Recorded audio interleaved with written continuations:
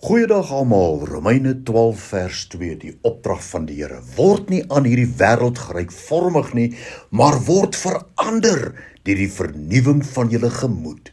Ons het nou al reeds gesien hierdie week tot dusver, dat die vernuwing van die gemoed gaan oor al die dinge waaraan ons dink. Die ding wat ons toelaat om aan te dink, en dit vorm ons persepsies.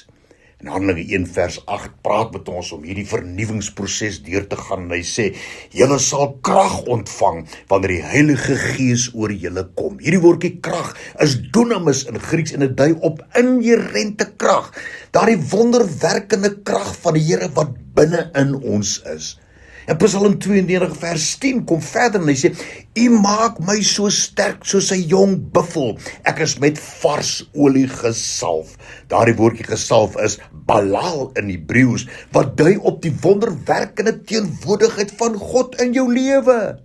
Balal dui daarop dat die Here se hand sigbaar op jou lewe is, en daarom is dit noodsaaklik dat ons elke dag simbolies 'n vars salwing moet ontvang. Romeine 12 vers 2, word verander deur die vernuwing van julle gemoed. Om daardie krag te ontvang, die simboliese uitdrukking is balal, om gesalf te word, om ons denke, ons persepsies, ons optrede ensovoorts te verander.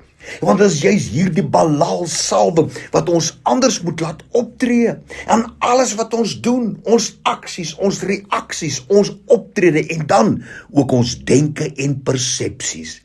Hierdie anders wees wat die Here van ons verwag, word duidelik uitgespel in 1 Johannes 4 vers 4. Hy praat daar en hy sê, julle is uit God en het hulle oorwin, omdat hy wat in julle is, groter is as hy wat in die wêreld is.